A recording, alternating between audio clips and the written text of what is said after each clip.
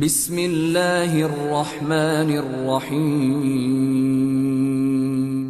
آج یہ رات گویا کہ جمعرات کی مناسبت ہے، شب جمعہ ہے۔ شب جمعہ کی اپنی بڑی اہمیتیں ہیں۔ ظرف زمان اور ظرف مکان دونوں کے تعلق سے زندگی اور شریعت کے عجیب عجیب اسرار ہیں اور احکام جو ظرف زمان اور ظرف مکان سے متعلق، زندگی کے اسرار اور شریعت کے احکام۔ شب جمعہ دعا کے لیے بھی مخصوص ہے، اور اسی مناسبت سے اس وقت میرے ذہن میں عنوان کلام کے طور پر قرآن مجید کی آیت آئی، جس میں پروردگار نے مومنین کو تعلیم فرمایا ہے کہ دعا کرو تو کیا کرو، کس طرح سے دعا کرو، مضمون دعا کیا ہونا چاہیے۔ قرآن مجید میں دعا کا موضوع بہت ہی اہتمام کے ساتھ پیش کیا گیا ہے، اور پروردگار عالم نے اپنے انبیاء اور اولیاء کی بعض دعاؤں کو جزو متن قرآن بنایا ہے، تاکہ قرآن مجید کا قاری صرف نظریاتی طور پر یہ نہ سیکھے کہ ہمیں دعا کرنی ہے، یہ بھی سیکھے کہ کیسے کرنی ہے، اور دعا میں کیا مضمون ادا کرنا ہے۔ ویسے خود موضوع دعا اور عنوان دعا بے پناہ موضوع و بے پناہ عنوان ہے۔ اگر اس پوری کائنات کی ہستی قائم ہے تو وہ صرف ببرکت دعا، واجب سبحانہ و تعالی اور ممکن کے درمیان اگر کوئی رشتہ ہے تو وہ دعا کا رشتہ۔ دعا کی حقیقت کو آپ سمجھنے کی کوشش کریں۔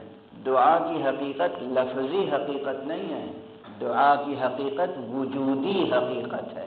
دعا چند الفاظ کا مجموعہ نہیں ہوتی، یہ چند الفاظ جو ہم زبان سے مقام دعا میں ادا کرتے ہیں، یہ اصل حقیقت دعا کا لفظی اظہار ہوتا ہے، ورنہ ضروری نہیں ہے کہ الفاظ ادا ہوں تبھی دعا پوری ہو۔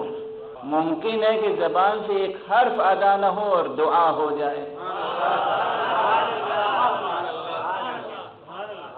اور اصل دعا وہی ہے، اصل دعا وہی ہے جو لسان حال سے ہو، جو زبان حال سے ہو، جو زبان قال سے نہیں، زبان حال سے ہو۔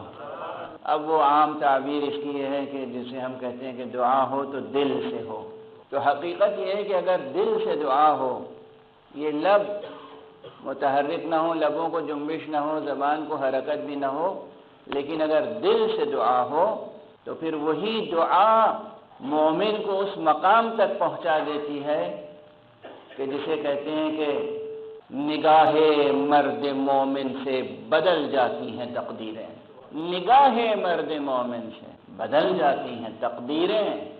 یہ صرف شاعری نہیں ہے، یہ حقیقت ہے۔ اگر انسان مقام دعا پر فائز ہو جائے، دیکھیے اب میں نے جو جملہ کہا وہ بہت اہم ہے، گویا دعا ایک مقام ہے، اور اس مقام تک مومن کو خود کو پہنچانا ہے۔ بس سمجھ نا، دعا ایک مقام ہے۔ انسان رب اکبر کا شکر ادا نہیں کر سکتا۔ یہ جو ہم کہتے ہیں الحمدللہ رب العالمین اور کہہ کے آگے گزر جاتے ہیں، اور سورہ مبارکہ حمد کی تفسیر میں بڑے بڑے مفسرین نے بہت کچھ لکھا ہے، لیکن حمد کے متعلق یہ بحث ہے کہ الحمد سے مراد کیا ہے، الف لام کس چیز کے لیے ہے، اور ح میم دال یہ مادہ کس معنویت پر دلالت کرتا ہے، یہ بالکل علمی بحثیں ہیں۔ اور اس سلسلے میں ایک مشہور روایت ہے کہ ایک مرتبہ حضرت امیر المومنین علی ابن ابی طالب علیہ السلام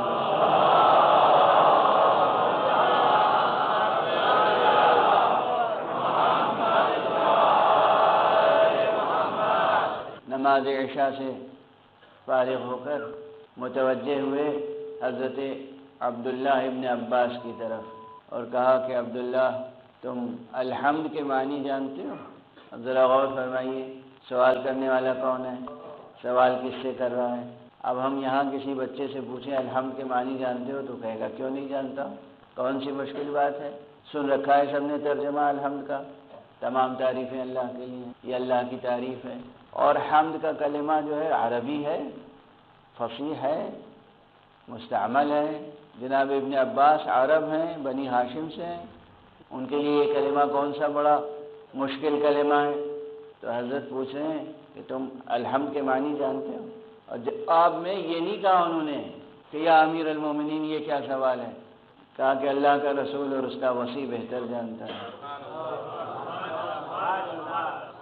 کہا بیٹھو سنو کہ الحمد کے معنی کیا ہے۔ اور اس کے بعد آپ دیر تک الحمد کے صرف الف اور لام کے معنی بیان کرتے رہے اور کہتے ہیں کہ سحر نمودار ہو گئی لیکن یہ بحث مکمل نہ ہوئی۔ تو وہ سب تو اپنی جگہ پر ہے۔ یہ جو اس وقت میرے سامنے بیدار مجمع بیٹھا ہوا ہے، میں اس کو ایک خاص نقطے کی طرف متوجہ کرنے کے لیے کچھ باتیں عرض کر رہا ہوں، مثال سے مدد لے رہا ہوں، اور پھر آپ یہ سمجھیے کہ جو بات مذہبی کتابوں میں لکھی ہوئی ہے وہ کس قدر گہری سچائی پر مبنی ہے۔ اگر ایک باپ یا ایک گارجین، ایک ولی یا ایک باپ اپنے بچے کو تمام سہولتیں فراہم کرے، تمام سہولتیں شعوری طور پر سوچ سمجھ کر، بچے کی پرورش کی تمام سہولتیں اور تعلیم کی تمام سہولتیں، ہر سہولت جو کچھ بھی ممکن ہے اور سوچا جا سکتا ہے وہ سب سہولتیں فراہم کرے۔ جیسے اب اس دور میں 21ویں صدی ہے، اس 21ویں صدی میں جو کچھ بھی تعلیمی ضرورت ہے، اب کمپیوٹر آج کل تعلیمی ضرورت ہے، آئی پیڈ ایک تعلیمی ضرورت ہے، اس طرح سے جو کچھ بھی کتاب، کاپی، قلم، الیکٹرانک وسائل، ڈیجیٹل وسائل، سب کچھ بلا استثناء، کوئی ایک ایکسیپشن بھی کوئی نکال نہ سکے کہ صاحب یہ چیز رہ گئی تھی، وہ سب بچے کے لیے فراہم کر دے، ٹیوشن، ٹیوٹر، ہر چیز۔ اور اب یہ بچہ تعلیم میں کامیاب ہو جائے تو جتنی بھی بچے کو کامیابی نصیب ہوئی ہے اس کی تمام تر تعریف اس باپ کے لیے ہے جس نے بچے کو ہر طرح سے گائیڈ کیا اور ہر طرح کی اس کی ضرورت کو مکمل کیا۔ اور اگر ان تمام سہولتوں کے باوجود بچہ ناکام ہو جاتا ہے تو تمام تر ذمہ داری بچے کی ہے، باپ کی نہیں ہے۔ کامیابی ہوئی تو تعریف کا مستحق باپ ہے، ناکامی ہوئی تو ناکامی کا ذمہ دار بیٹا ہے۔ غور فرما رہے ہیں آپ؟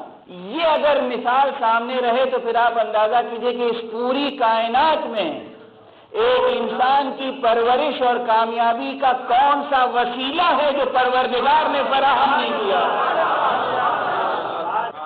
وجود سے لے کر اور اس وجود کے بقا کے تمام وسائل، وجود کے پروان چڑھنے کے تمام وسائل، زمین سے آسمان تک، زمین سے آسمان تک ہر شے جو حیات انسانی کو کمال کے درجے تک پہنچانے کے لیے ضروری تھی وہ پہلے خلق فرمائی، انسان کو بعد میں خلق فرمایا۔ اب اگر انسان کوئی بھی کامیابی حاصل کرتا ہے تو تمام تعریفیں اس پروردگار کے لیے۔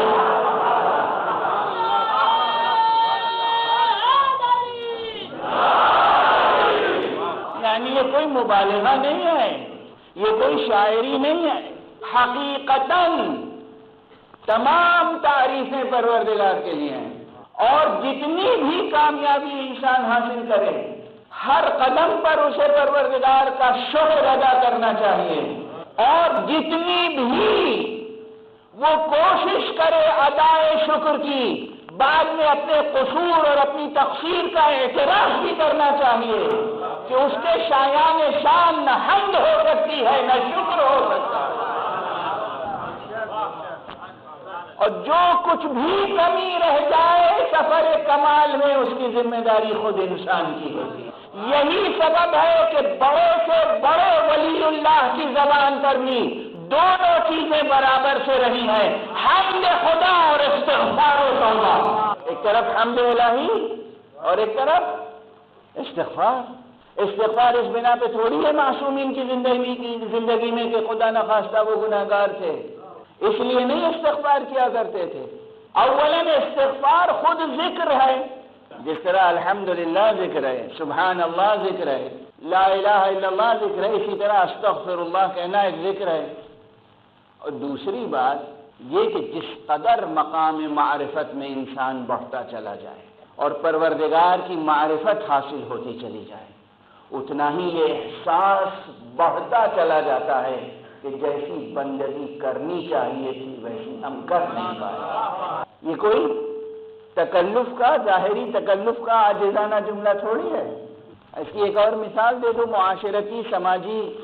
فرض کیجیے آپ کسی کو مہمان بلائیں اور آپ کی نظر میں اس کی عزت ہو اور محبت ہو آپ کے دل میں، اس کی عزیز ہے، رشتہ داری ہے، مہمان ہے، اس میں خوبیاں ہیں، اہم ہے وہ، تو آپ پوری طرح خدمت کریں گے۔ پورا گھر، پوری فیملی اس کی خدمت میں لگی رہے گی، اس کی ایک ایک ضرورت، ایک ایک خواہش، ایک ایک خاطر، ایک ایک مدارات جسے ہم لوگ کہتے ہیں۔ اس کے باوجود بھی جب وہ جا رہا ہوگا تو کہیں گے بھائی کوئی کمی رہ گئی ہو تو معاف کر دیں، اور یہ بات دل سے کہتا ہے انسان۔ ایک شریف انسان، ایک اچھا میزبان، ایک کریم انسان، ایک انسان شناس انسان یہ بات دل سے کہتا ہے کہ بھئی کوئی کمی رہ گئی ہو تو معاف کر دینا۔ جب ہم انسان ہو کر دوسرے انسان سے اگر محبت کریں اور اس کی اہمیت کا احساس ہو تو ہم یہ کہتے ہیں کہ بھائی حق ادا نہیں ہوا میزبانی کا، تو ایک عاجز بندہ پروردگار کی بندگی اور شکر کا حق کیسے ادا کر سکتا ہے؟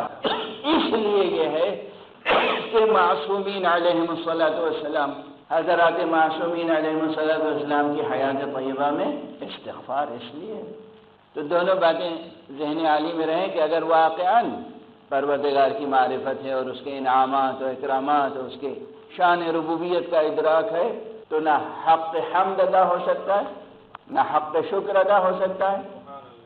انسان واقعاً اپنی زندگی میں ڈوب کر دیکھے کہ واقعاً تمام تعریفیں اس کے لیے اور تمام تر قصوروار وہ خود ہے اپنی ناکامیوں کے لیے۔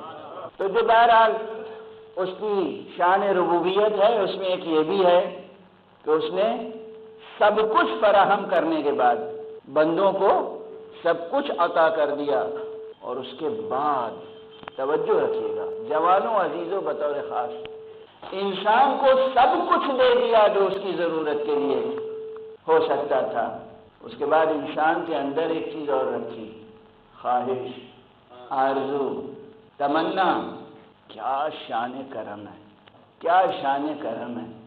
اپنی قدرت نامتناہیہ کا ایک لطیف اظہار یہ بھی ہے کہ سب کچھ عطا کرنے کے بعد مزید آرزو اور خواہش پیدا کر دی، اور آرزو اور خواہش کو پورا کرنے کے لیے دعا کا طریقہ تعلیم فرمایا تاکہ انسان یہ سمجھ سکے کہ پروردگار نے جو کچھ خلق فرما دیا ہے، عطا فرما دیا ہے، یہ بس انتہا نہیں ہو گئی، وہ ابھی اور عطا کر سکتا ہے اور خلق فرما سکتا ہے۔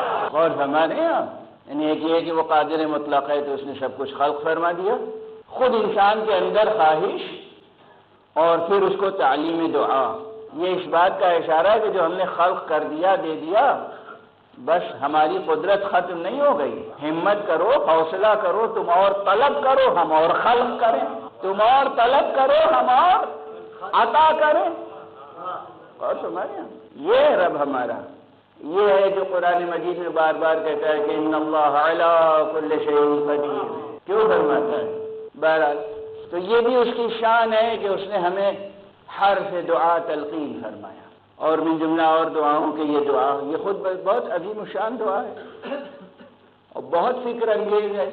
ربنا ہب لنا من لدنک رحمہ، ربنا لا تزغ قلوبنا بعد اذ هديتنا وهب لنا من لدنك رحمة انك انت الوهاب۔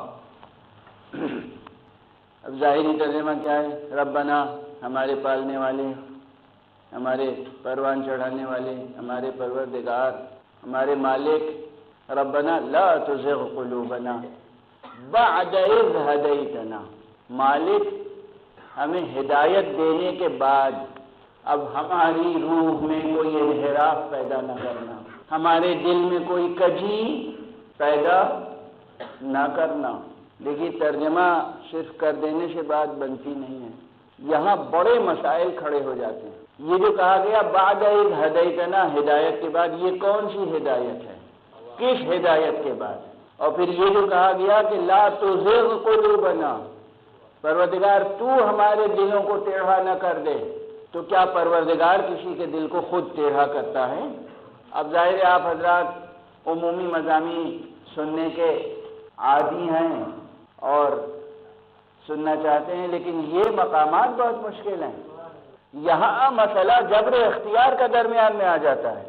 کیا یہ سچ ہے کہ دنیا میں جو گمراہ ہو جاتے ہیں نعوذ باللہ اسے خدا گمراہ کرتا ہے، اور جو نیکوکار ہیں انہیں خدا نیکوکار بناتا ہے؟ کیا یہ سچ ہے کہ ظالم جو ظلم کرتا ہے وہ بھی خدا کی طرف سے، اور مظلوم جو ظلم سہتا ہے وہ بھی خدا کی طرف سے؟ کسی کا دل اگر ٹیڑھا ہو جائے تو وہ بھی خدا کی طرف سے؟ کیا یہ سچ ہے؟ جبر و اختیار بہت بڑا مسئلہ ہے، یہ صرف فلسفیوں کا مسئلہ نہیں ہے، یہ ہر انسان کے ساتھ مسئلہ جڑا ہوا ہے، یہ زندگی کا مسئلہ ہے کہ ہم مجبور ہیں یا مختار۔ لیکن اس کا فیصلہ ہر انسان وجدانی طور پر خود کر سکتا ہے۔ ہم میں سے ہر ایک کی کیفیت یہ ہوتی ہے کہ جب ہم کوئی اچھا کام کرتے ہیں تو کہتے ہیں ہم نے کیا، نیکی کرتے ہیں تو اس کی کریڈٹ خود لینا چاہتے ہیں؟ نہیں، ہم نے کیا، یہ کام ہم نے کیا۔ اور جب کوئی بات بگڑ جاتی ہے تو کہتے ہیں کیا کریں، ہم تو مجبور ہیں۔ اب بتائیے کیا یہ فیصلہ درست ہے؟ یہ فیصلہ منطقی ہے، لاجیکل ہے، درست ہے، منصفانہ فیصلہ ہے کہ اچھائی وجود میں آئے تو ہم کریڈٹ لیں اس کی ستائش اپنے لیے، اور اگر کوئی بات بگڑ جائے تو اس کی ذمہ داری چرخ ستمگار پر ڈال دیں، روزگار پہ ڈال دیں، ہم تو مجبور ہیں؟ نہیں، ایسا نہ کیجیے، یہ ہماری سوچ کی کمزوری ہے۔ اب ظاہر ہے یہ موضوع چھوٹا موضوع نہیں ہے، یہ بہت بڑا موضوع ہے، لیکن جہاں تک ممکن ہوگا اسے نبھانے کی کوشش کریں گے۔ آپ کے سامنے بس ایک جملہ عرض کر دیں اس وقت کہ انسان نہ مکمل طور پر مختار ہے، نہ مکمل طور پر مجبور، لیکن اس پروردگار نے انسان کو ایسے اختیارات دیے ہیں کہ وہ اگر اپنے اختیار کا صحیح استعمال کرے تو جبر کی ہر سرحد کو رونقتا ہوا آگے بڑھتا چلا جائے۔ یاد رکھیے گا یہ جملہ، اور اس کی تشریح بھی آج تو نہیں ہو سکتی۔ جبر کی ہر دیوار کو گرا سکتا ہے انسان۔ جوانوں بطور خاص یاد رکھنا، انسان اگر پروردگار عالم کی دی ہوئی صلاحیتوں کو اور اس کے عطا کردہ اختیار کو صحیح طریقے سے استعمال کرے تو وہ اس کائنات میں موجود جبر کی ہر دیوار کو توڑ کر آگے بڑھ سکتا ہے۔ یاد رکھنا یہ جملہ، اچھی طرح یاد رکھنا، اور یہ جملہ سمجھ میں نہ آئے تو اپنے معصوم اماموں کی سیرتوں کو پڑھنا اور ان کے مکتب عرفان سے درس حاصل کرنا۔ جہاں میں بس تیزی سے حوالہ دے کر آگے بڑھ جاؤں کہ اس پوری کائنات میں اور زندگی کے معاملات میں جبر کی سب سے مضبوط دیوار کون سی ہے؟ موت۔ کہتے ہیں نا موت ہمارے اختیار میں نہیں، موت جبر کی سب سے مضبوط دیوار ہے۔ اب توجہ رکھیے گا جو جملہ عرض کر رہا ہوں، یہی موت جو جبر کا سب سے بڑا حوالہ ہے، یہی موت جو جبر کی سب سے مضبوط دیوار ہے، مکتب عرفان اسلامی میں اور سیر و سلوک عملی میں یہ بات طے شدہ ہے کہ ایک منزل وہ آتی ہے مومن کی زندگی میں کہ جہاں موت اس کے لیے موت جبری نہیں رہتی، موت اختیاری بن جاتی ہے۔ اور سمجھ آپ کہ موت اختیاری کی ترکیب اور یہ اصطلاح موجود ہے عرفان میں، اور یہ صرف اصطلاح کی حد تک نہیں ہے، حقیقتاً انسان اس مرتبے پہ فائز ہو جاتا ہے کہ جہاں موت اختیاری، یعنی موت اس کے اختیار میں ہوتی ہے، اس کی اپنی موت۔ اور پھر عرض کروں گا بس ایک جملہ، اتنی تمہید کافی ہے۔ عام انسان اگر مومن ہو، متدین ہو، متعہد ہو، اگر دامن توحید و ولایت اس کے ہاتھوں میں ہو، اگر سیر و سلوک کی راہوں پر صحیح طریقے سے آگے بڑھ رہا ہو، تو وہ اس منزل تک پہنچ جاتا ہے کہ اس کی موت اس کے اختیار میں آ جاتی ہے بإذن الہی۔ لیکن امام وہ ہوتا ہے کہ دوسروں کی موت ہی امام کی ٹھوکروں میں ہوتی ہے۔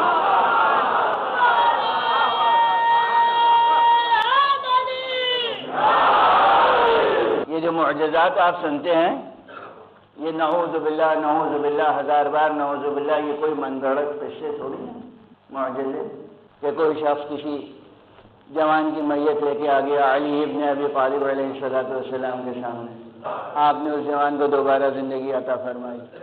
کسی قبر کے پاس کھڑے ہو گئے اور جو میت اس قبر میں مدفون تھی، اس کے عزیزوں نے کہا کہ یا امیر المؤمنین، کاش یہ بھائی بھی ہمارے ساتھ ہوتا۔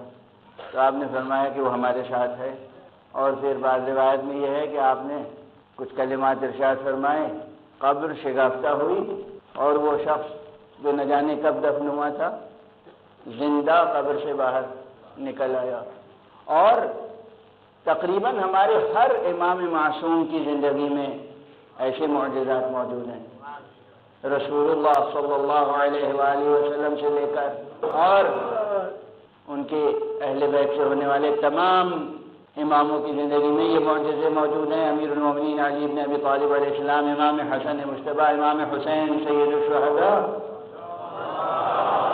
سب کی زندگی میں احیاء موتا یعنی مردوں کو زندہ کرنے کا معجزہ موجود ہے۔ توجہ فرما رہے ہیں آپ؟ اب آپ نے دیکھا، آپ غور فرمائیں اس مسئلے پر، امام حسین علیہ السلام کی معجزات میں موجود ہے کہ آپ نے مردے کو زندہ کیا۔ ایک مومنہ گزر گئی اس دنیا سے۔ اب یہ واقعہ بس عرض کر کے آگے بڑھ جاؤں اور گفتگو کو سمیٹ دوں کہ حضرت سید الشہداء اسلام کے معجزات میں یہ ہے کہ آپ کے دور امامت میں یعنی امام حسن علیہ السلام کی شہادت کے بعد ایک مومنہ مدینے میں انتقال کر گئی۔ اس کا جوان بیٹا امام کے پاس آیا اور اس نے کہا کہ یا ابا عبداللہ، یا ابن رسول اللہ، اے فرزند رسول، میری والدہ کا انتقال ہو گیا، اور وہ مجھے معلوم ہے کہ اس کے پاس مال دنیا بہت کچھ تھا، مجھے کچھ نہیں معلوم کہ وہ مال کہاں ہے، کتنا ہے، اور اس نے مجھ سے کوئی وصیت نہیں کی۔ اس نے بس یہ وصیت کی، مجھ سے تاکید کی کہ جب میرا دم نکل جائے، میرا انتقال ہو جائے، تو سب سے پہلے جا کے حسین کو بتا دینا، آقا حسین کو اطلاع دے دینا۔ آپ کے پاس چند اصحاب بھی تھے، آپ نے کہا چلو اٹھو دیکھیں اس مومنہ کا حال کیا ہے۔ آپ تشریف لائے اور جیسے ہی اس مومنہ کے گھر میں قدم رکھا، اس حجرے میں گئے جہاں مومنہ کی میت تھی، تشریف لے گئے، کچھ کلمات زبان سے ادا کیے، اور وہ مومنہ زندہ ہو گئی، اٹھی، جو مر چکی تھی وہ مومنہ زندہ ہوئی، اور اس نے ایک بات کہی، یا ابا عبداللہ، میرے پاس یہ مال ہے اور جو کچھ بھی مال ہے میں اس کا وارث آپ کو قرار دیتی ہوں، اگر یہ میرا بیٹا آپ کے لیے اہل ولایت ہو تو میرے مال میں اس کا حصہ ضرور ہے، اور اگر یہ اہل ولایت نہ ہو، اگر یہ آپ کا وفادار نہ ہو، اگر یہ ایمان نہ ہو، تو اس پورے مال کا اختیار آپ کو ہے، اس میرے بیٹے کو کوئی حصہ نہ دیجیے گا۔ سب نے سنا۔ اصل جو مقام شاہد ہے، جو بات پیش کرنی ہے وہ یہ کہ ایک مومنہ کا انتقال کے بعد زندہ ہونا، یہ امام حسین علیہ السلام کے معجزات میں، اور یہ تنہا ایک معجزہ تھوڑی۔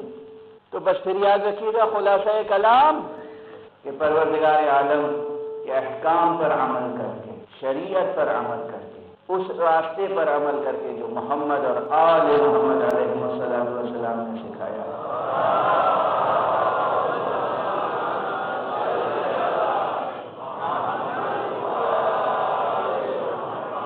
انسان اس منزل تک پہنچ سکتا ہے اختیار کی کہ جہاں جبر کی ہر دیوار کو گرا کر آگے بڑھتا چلا جائے۔